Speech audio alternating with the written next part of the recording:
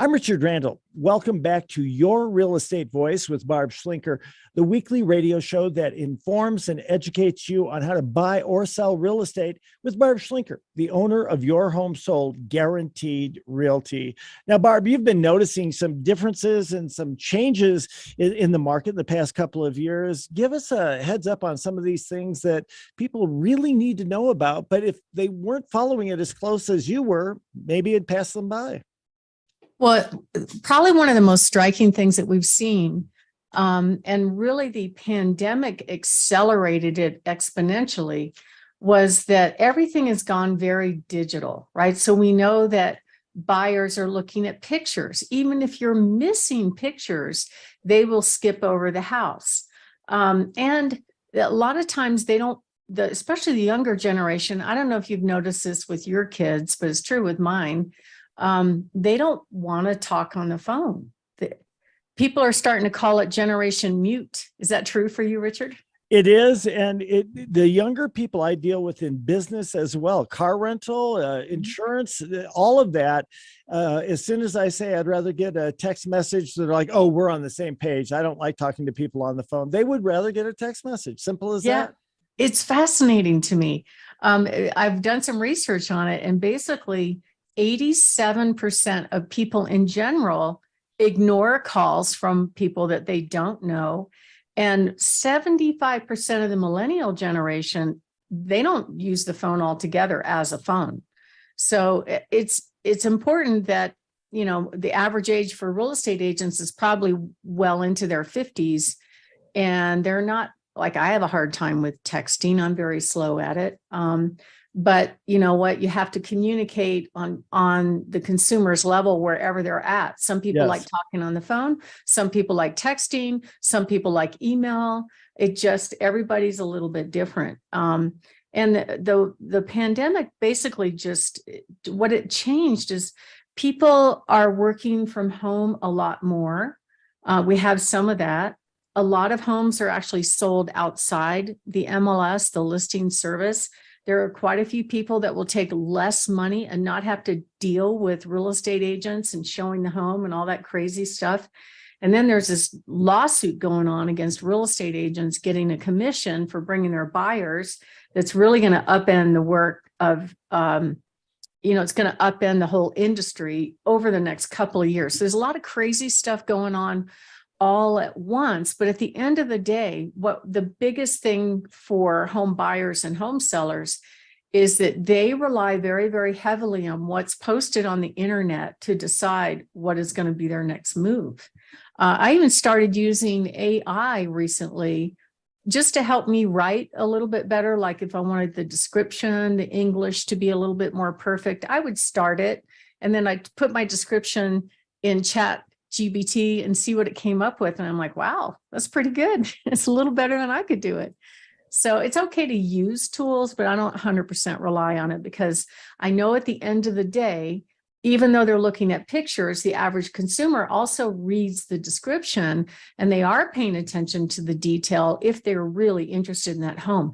And that's why it's absolutely critical that you hire a real estate agent that knows how to do all those things, help you prepare to go on the market, help you to price it right and to promote it right so that you get the most money when it sells. It's absolutely critical. So tip number 2 about getting your home, what to do and what not to do to get your house ready for sale, is that basically a lot of people don't really interview agents. They might just go back to the last person that sold them their home. They may have liked them or not liked them. It didn't matter, but they don't really interview them, like to scrutinize what is their performance, how many homes have they sold, what are their selling statistics. They don't really have a criteria to judge a real estate agent, and they're not really comfortable with rejecting one either. So for most people, there's no predetermined way for them to pick an agent that's ultimately going to handle one of your largest assets. So how do they decide? Well, many times they just go back to the last agent, maybe that they worked with before, or they just don't have good criteria. Like, they're a nice person. they'll do a nice job, but there's no reason and there's no logic. So we try to help our listeners with this. We're actually offering a free report on our website. If you go to barbhasthebuyers.com, you can download our free report that's called the Free Agent Selection Guide. And that way you can get some good information. Let's go on to what to do to get your house ready for sale. Number one is clean, clean, clean. Clean everything. Floors, carpet should be fresh. Make sure the bathrooms are clean. If you have a little bit of mildew on the grout, freshen the grout. There's another company that does this thing where they put like a shiny coating over your showers or your tubs that make it look like it's brand new, and it's very inexpensive. It's far less expensive actually than redoing the whole thing. Odors are not your friend when it comes to selling a home, and many people are so used to the odors in their home, they may not notice it. So that's why you want to bring somebody that isn't in your house very often and just have them be brutally honest with you. Can you smell my pet?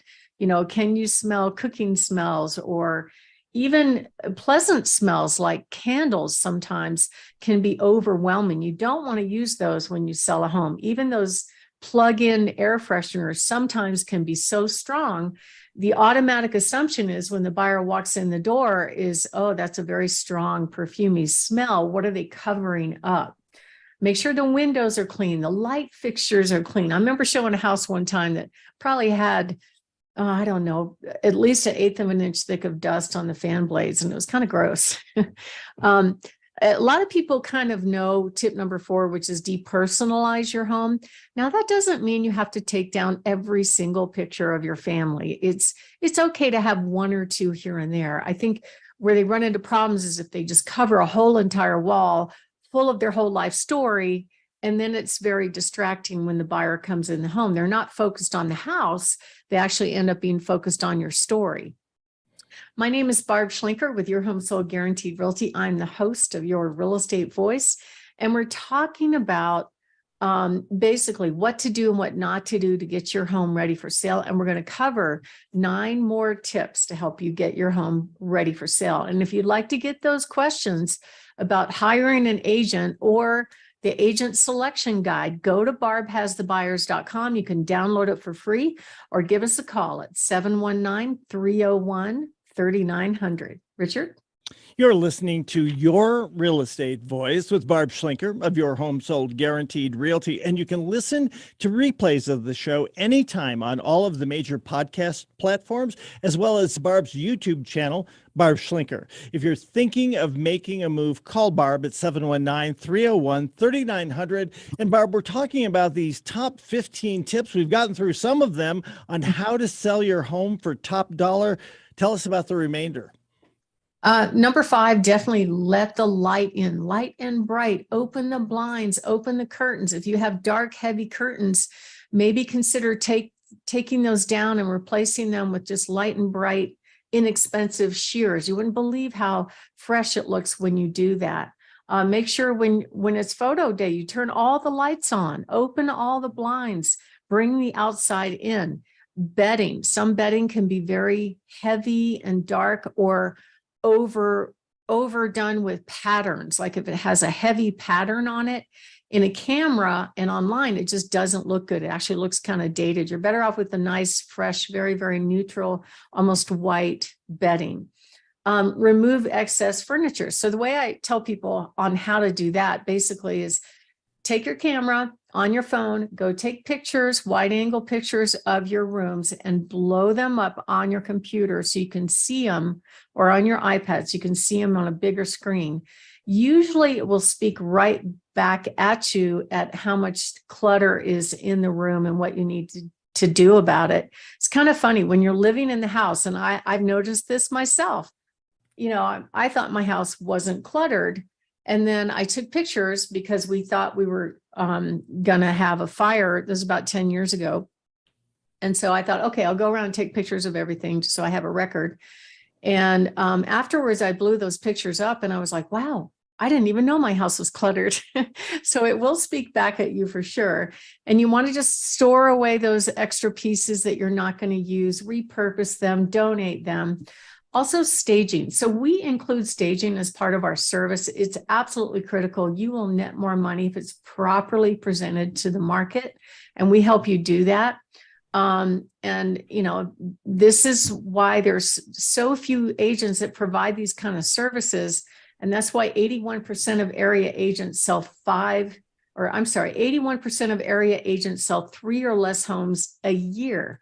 Buyers are expecting a lot more now. Some other big tips are you want to make sure that before you sign a contract, that you take a hard look at their marketing and their promotion strategy. If they're the agent that's just going to take some pictures, especially if they're just taking non-professional photos and sticking them in the MLS and hoping it works out, that may not be the best strategy for you. You want to hire somebody that knows exactly how to attract all the buyers to your home. Just ask Steve and Ken. We just had an open house last weekend. We had 87 people at the open house, and we sold that home for over 7% above asking price. You want to make sure you hire the agent that has the buyers. Not all agents actually have buyers. They might have 1 or 2, but they don't have multiples of buyers to work with. And you want to make sure you're hiring an agent that has qualified buyers, and also hire an agent that has a team. Now, why is that? If you hire a one-person shop, the problem is they're doing everything. They're doing the data entry. They're putting the photos in. They're maybe even taking the photos. So first of all, they're not going to have the resources to really market your home appropriately.